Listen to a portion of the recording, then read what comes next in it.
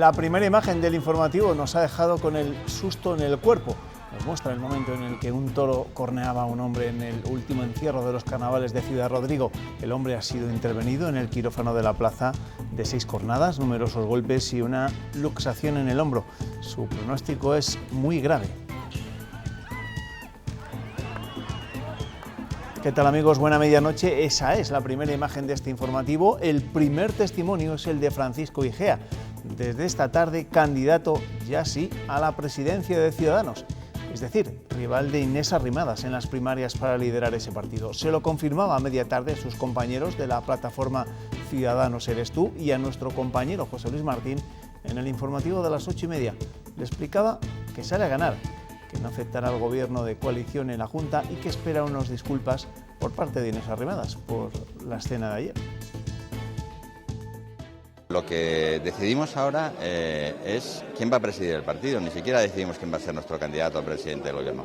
Decidimos qué modelo de partido queremos y quién queremos que lo presida. Y lo lógico es que un modelo de partido más participativo, más democrático, más integrador, más abierto, lo presida alguien que crea en ese modelo, alguien que crea en ese proyecto.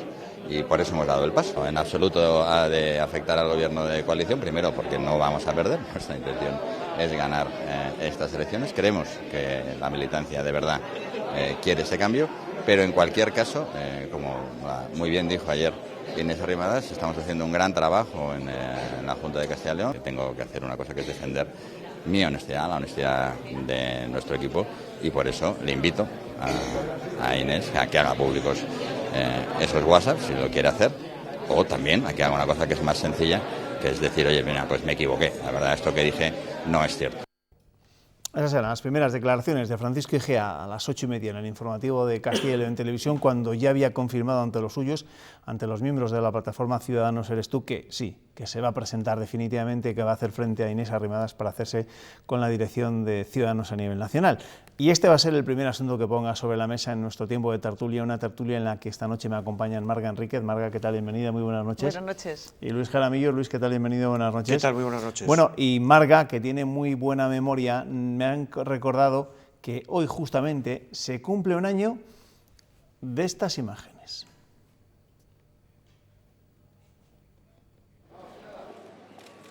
Del momento en el que Silvia Clemente, acompañada del todopoderoso José Manuel Villegas, entonces secretario de Organización de Ciudadanos, y también de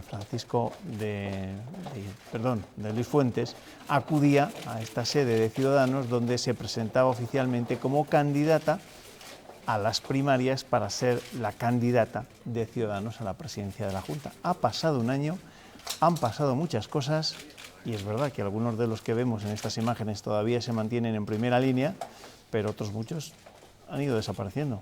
Mitad y mitad, por lo que estoy contando. Sí, sí. Exactamente, mitad y mitad. No está Villegas, no está Silvia Clemente, no está la que era la portavoz en el municipal y no está la que era secretaria segunda de las Cortes. O sea que, bien, sí. O sea, ¿Cómo pasa el tiempo, y la de cosas que pueden pasar en apenas un año? es que en la nueva política Todo es efímero. parpadeas y te lo pierdes. Sí. Claro, ¿y quién le iba a decir a Francisco Igea, que entonces no estaba en esa rueda de prensa, entre otras cosas, porque se lo estaba pensando, porque iba a presentarse también como rival a Silvia Clemente, iba a ser un año después el rival también de Inés Arrimadas, ya no a nivel regional, sino incluso a nivel nacional? ¿Cuánto han cambiado las cosas? Estaba yo pensando que por entonces Francisco Igea declinaba cualquier opción a presentarse a la presidencia de la Junta de Castilla y León porque tenía sus bases puestas en Madrid. Sí. Fundamentalmente no digo de Francisco Igea. Y fíjate dónde nos encontramos hoy.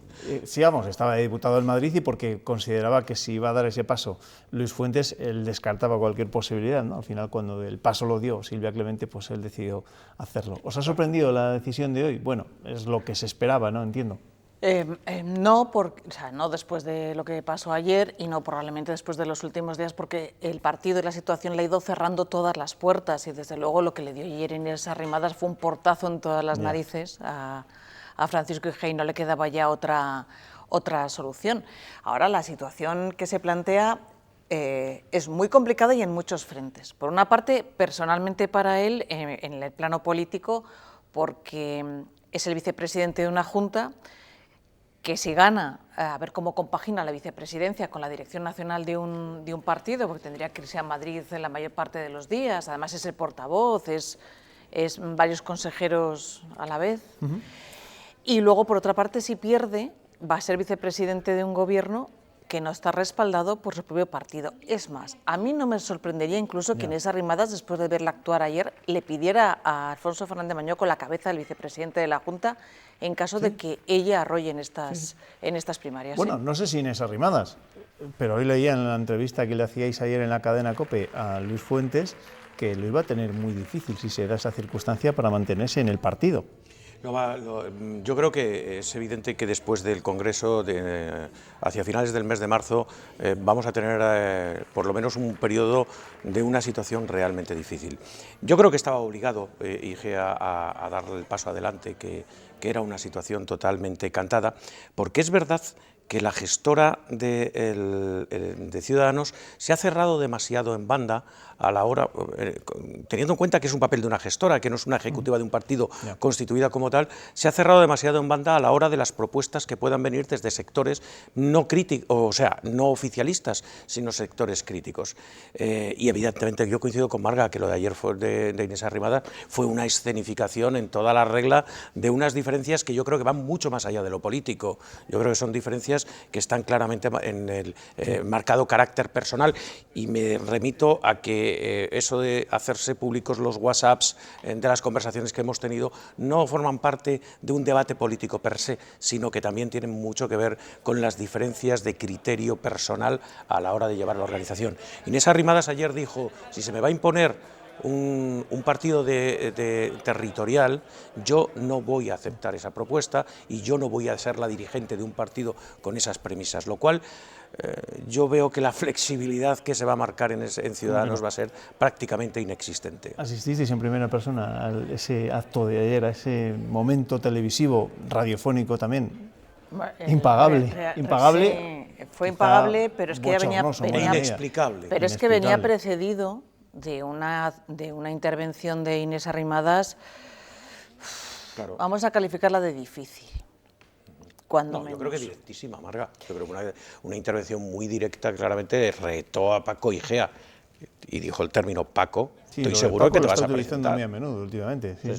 Sí, bueno, lo utilizan todos. También el presidente de la Junta le llama Paco, mi amigo Paco. Mi amigo Paco. Ayer yo creo que Inés Arrimadas creo que se pasó de frenada en varias ocasiones, además en la intervención que tuvo, y luego, desde luego, si es cierto que estaban reunidos en un despacho y que ella es la que lo saca del despacho para escenificar eso allí, cuando acababa de decirle que no quería... Manda a gente a decir, Inés se va...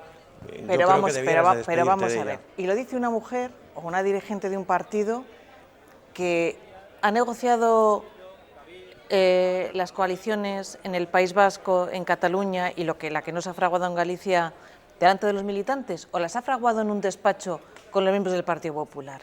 Porque es que venimos de hace 48 horas de alguien que está diciendo que no piensa negociar nada en un despacho, que es lo lógico, con un oponente del partido, alguien que ha negociado, que públicamente le ha pedido opinión a los afiliados de Ciudadanos. No, ha negociado con el Partido Popular unas coaliciones en un despacho.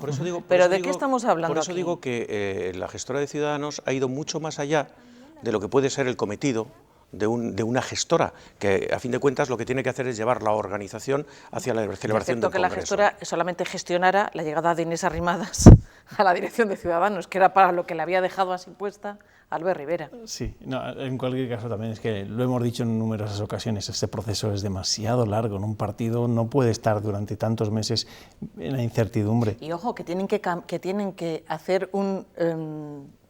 esto no lo he visto, a sus propios estatutos, porque realmente no se podría hacer el Congreso con las elecciones catalanas y vascas convocadas, porque tenían que pasar 6 meses sin ningún proceso electoral en medio para poder hacer el Congreso, y han tenido que hacer una excepción en algunos de los artículos de sus propios estatutos para poder elegir al directivo nacional. Pues más de uno se estará acordando de Albert Rivera, viendo un poco cómo ha dejado el partido después de su marcha. IGEA ha propuesto hoy o ha pedido en Madrid el cara a cara del que han estado hablando o estuvieron hablando, que va a ser este mismo jueves, parece que o él por lo menos ha propuesto que sea este mismo jueves, y ahí vamos a ver claramente el cariz de las cosas. Yo creo jueves. Que o mucho guardan las formas, o va a ser la continuación de lo que vimos aquí en Valladolid. Es que lo que faltó ayer fue ya, en fin, no sé, agarrarse por la solapa, porque es que les faltó a los dos. Tremendo, tremendo. Yo no recuerdo un rifirrafe político. No, por eso yo decía que era, como momento televisivo y radiofónico, era impagable, eso es evidente. Y tengo la ligera sensación, esto no he hablado con Igea, pero tengo la sensación de que le pilló un poco con el pie cambiado. Que si con la prudencia puesta, que si esa me da a mí la sensación que va más por el que le pilló sin prepararse, porque yo creo que si se prepara, y se prepara del todo. La imagen de ella, o sea, la imagen de alguien que aspira a dirigir un partido dándole golpecitos en el hombro a su contrincante, desde luego habla muy poco. Pero Francisco Igea es un hombre que tiene un temperamento un poco fuerte. No. Yo creo que si no se mide ayer, las cosas hubieran ido muy a mayores, porque no hay más que ver el tono de displicencia con el que Inés Arrimadas se dirige hacia él. Bueno, veremos en qué termina este culebrón en Ciudadanos. De momento ya tenemos ese enfrentamiento abierto entre Francisco Igea e Inés Arrimadas por la dirección del partido. Veremos si también hay entre medias esos debates que ayer anunciaba y pedía la propia Inés y que no rechazaba en absoluto Francisco Igea. En el Partido Popular intentan digerir el cisma que se ha producido en el País Vasco tras ese cambio de candidato a la lehendakaritza. En Galicia, la Dirección Nacional del PP no se entromete en los planes de Alberto Núñez Feijóo. Hoy el presidente gallego lamentaba que Alfonso Alonso haya dejado la política al ser relegado por Pablo Casado. Lo ha dicho delante del propio Casado en un desayuno informativo. En él, además, ha asegurado estar dispuesto a alcanzar acuerdos con Ciudadanos en Galicia, aunque ha expresado sus recelos acerca de cerrar pactos electorales con esta formación. Ustedes comprenderán que si la propuesta de Ciudadanos es utilizar el vehículo del PP para conseguir diputados bajo el paraguas de la estabilidad y de la unión, y finalizado el periodo electoral constituyen un grupo parlamentario independiente al Partido Popular, como los gallegos no lo entenderán, yo tampoco. No quiero esperar a una tercera ocasión. Tenemos que ir juntos cuando se convoquen las próximas elecciones generales, y estas elecciones anticipadas en Galicia y País Vasco eran un paso fundamental para llegar a ese objetivo. En Galicia, Alberto Núñez Feijóo lo tiene muy claro. Sí, las encuestas además le están dando a priori que podría mantener la mayoría absoluta que tiene, pero ojo, ¿y si no? Sí, el problema que tiene Feijóo definitivamente es, Ciudadanos, que aunque no va a conseguir representación, conseguiría restarle votos sinceramente al creo Partido que estas uniones pues pueden sumar, también pueden restar. Desde luego no multiplicar en ninguno de los casos, porque la historia política ha demostrado que no, y sobre todo, haciendo una broma, como la multiplicación sea por 0, van a ir mal los dos. Pero sí que es verdad que la situación no es la misma en las dos comunidades autónomas. En una parten de que gobiernan y en la otra parten de una situación pues mala políticamente, pero también es verdad una cosa. En el País Vasco, como no entrar en esa coalición, Ciudadanos no rascaba bola, o a priori no podía rascar bola. Ahora, dicho esto, en algún momento Inés Arrimadas va a tener que decir qué va a pasar con Vox, porque esta coalición Casado la está proponiendo de cara a unas elecciones generales, porque todo esto está analizado en clave nacional, en la que no descartan a Vox. Y Iturgaiz ya lo dijo ayer. Claro, lo dijo ayer, sí, que su intención era recuperar a los antiguos votantes del Partido Popular que ahora han decidido votar a Vox. Lo que ha hecho el Partido Popular en el País Vasco tiene un cierto elemento circense y a mí me parece un poco arriesgado, porque además, si al final, cuando se conozca con todos los detalles las líneas o la letra pequeña del acuerdo, se asume la tesis de Ciudadanos sobre la desaparición de la foralidad, yo creo que se está tocando uno de los pilares angulares sobre los cuales se cimienta la base del voto en el País Vasco.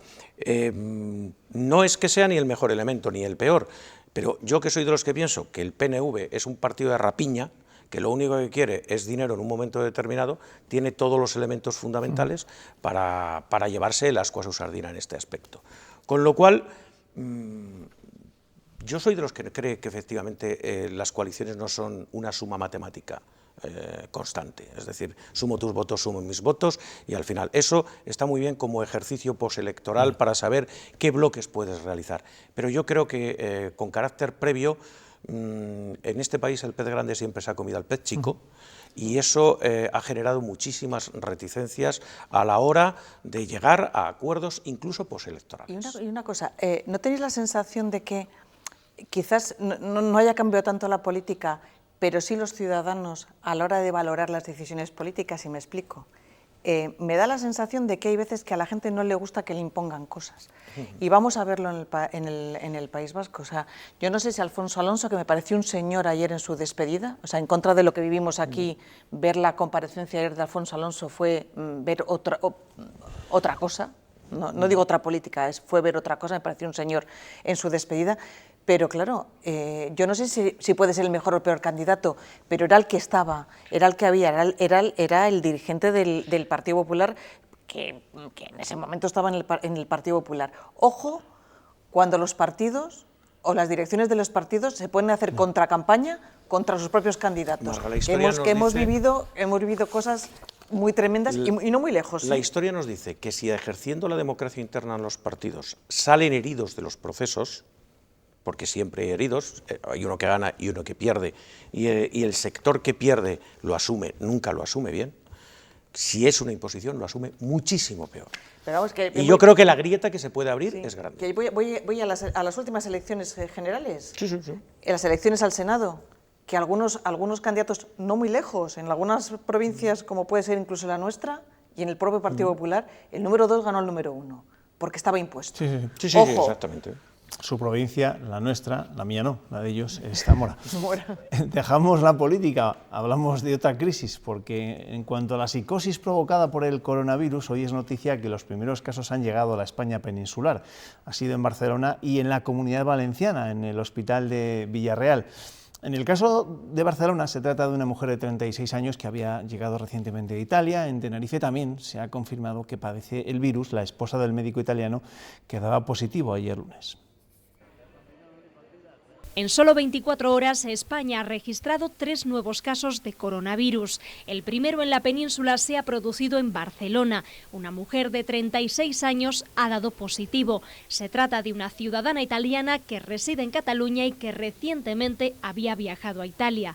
Ella está bien, está leve, una sintomatología que no preocupa con respecto a su salud, una clínica que no preocupa y por lo tanto han funcionado los protocolos. La paciente permanecerá aislada en el hospital con restricción de visitas. Es uno de los 5 casos registrados en España. El resto están en Tenerife. Allí esta mañana daba positivo un médico de Lombardía y esta tarde también se confirmaba que su mujer se encuentra en la misma situación.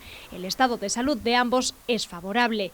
El hotel donde se alojó esta pareja italiana permanece blindado. 1 millar de personas, entre huéspedes y trabajadores, continuarán aislados bajo un control sanitario, mientras se van descartando otros posibles casos en nuestro país. Los 3 sospechosos de Navarra han dado negativo, también el de Málaga y los 2 del Hospital de Bilbao. De momento quedan en estudio los 3 pacientes de la Comunidad Valenciana que habían viajado a Milán la pasada semana.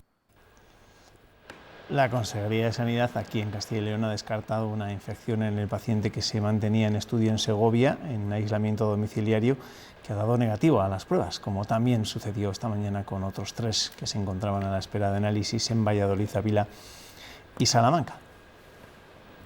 Y esta misma tarde el ministro de Sanidad se ha reunido con los consejeros autonómicos para abordar la crisis del coronavirus. Han modificado la definición de caso sospechoso, que incluirá a personas que vengan de más zonas de riesgo, no solo de China, y Castilla y León comunicará a partir de ahora únicamente los casos que se investiguen, no los sospechosos.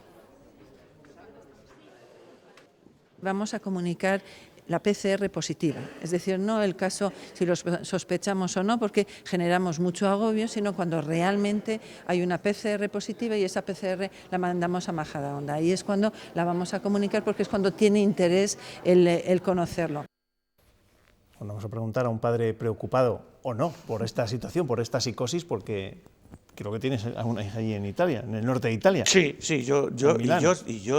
hombre, vamos a ver, siempre tienes la preocupación en un momento determinado, pero sinceramente yo creo que esto se está desorbitando un poco, es decir, estamos hablando, y lo dicen los grandes especialistas, y en Valladolid tenemos grandísimos especialistas en microbiología que lo corroboran, que estamos ante un coronavirus, estamos ante una patología muy parecida a una gripe, y que en casos de complicación, pues evidentemente tiene un desenlace fatal, no más alto que el de la gripe, todo hay que decirlo, con lo cual yo creo que debemos de ser prudentes, tomar las medidas de precaución que sean necesarios, que nos vayan diciendo las autoridades sanitarias, pero tampoco volvernos locos. Hoy ya no había muchas mascarillas en farmacias de Valladolid. ¿En farmacias? ¿En farmacias? Y en tiendas de pintura, es que para las que se protegen con los aerosoles los pintores han llevado 400 delante de mí esta mañana, que las tenían encargadas porque era una empresa que había recomendado tener esa cantidad de mascarillas por si acaso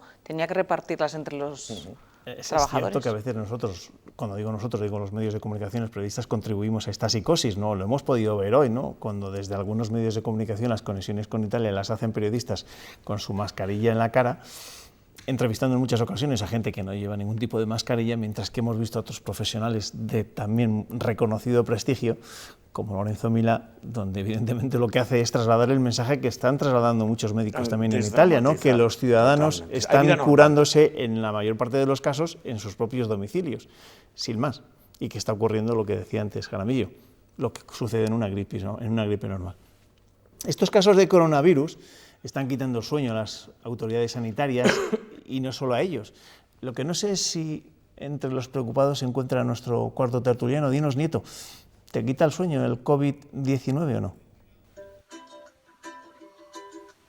No puedo pegar ojo, Juanma. Estoy preocupadísimo por esa pobre gente que estaba pasando unos días en Adeje y va a tener que estar 20 días de cuarentena sin poder moverse de Canarias.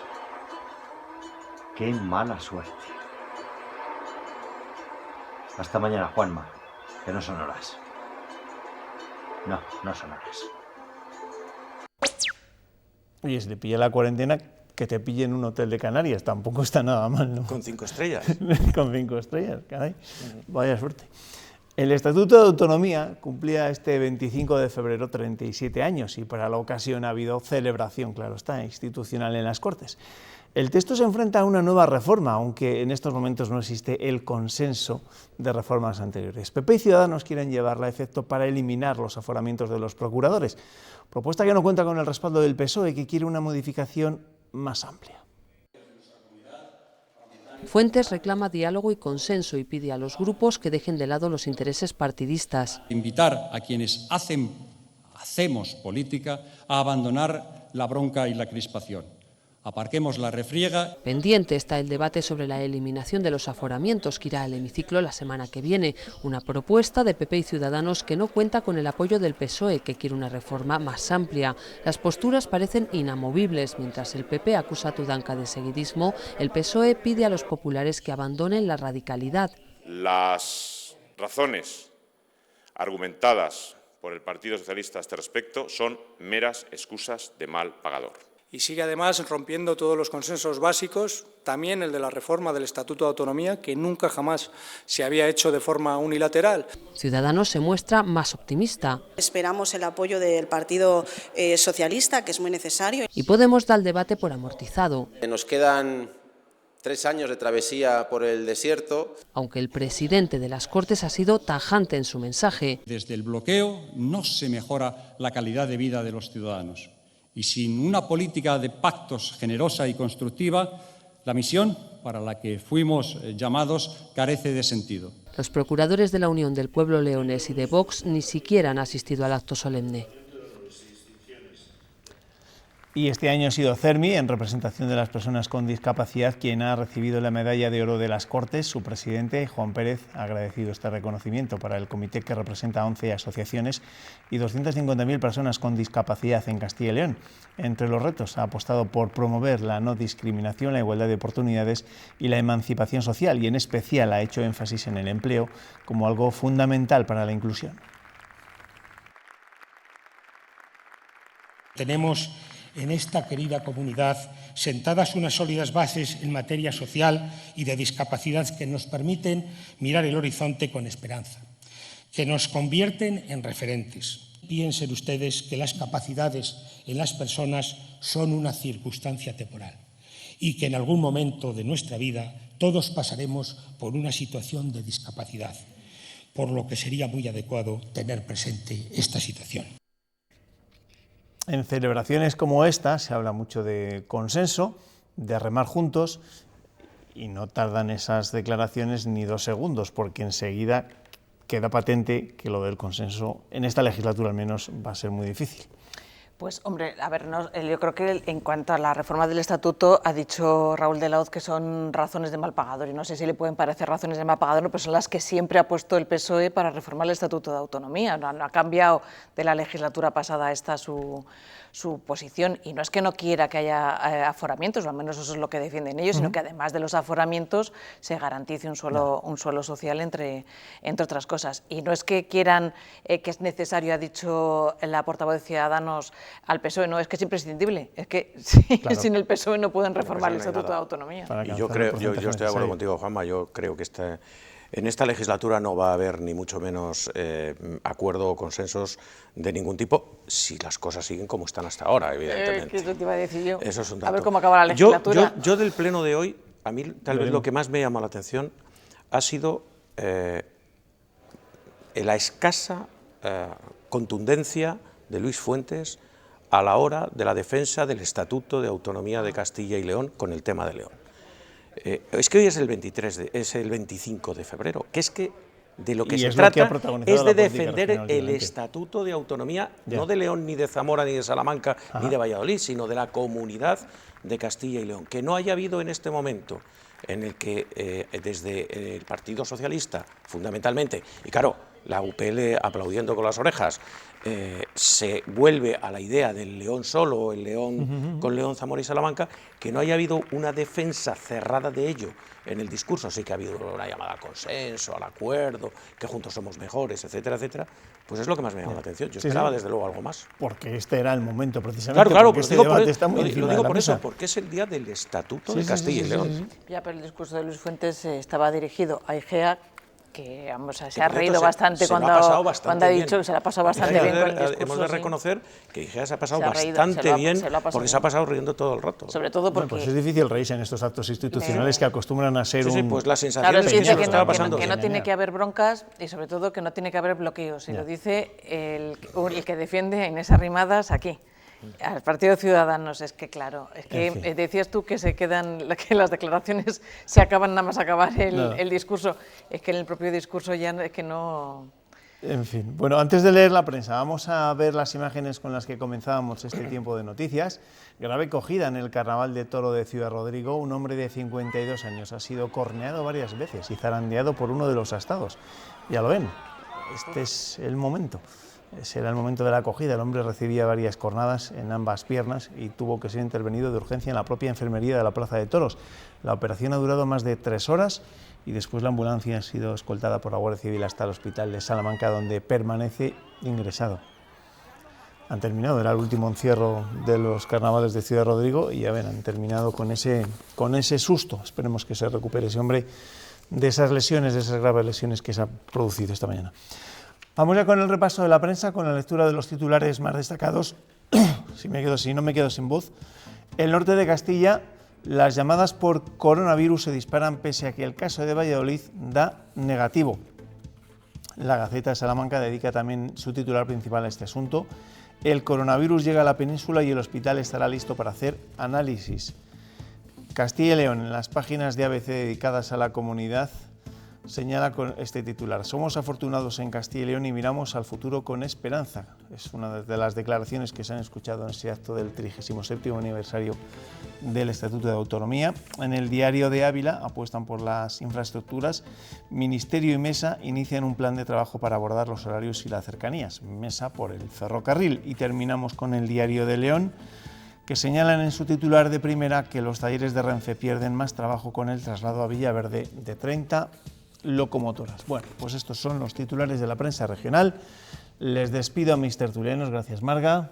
Nos vemos. Gracias, Luis. Gracias, Juanma. Buenas noches. Otra. Y a ustedes les dejo con la publicidad.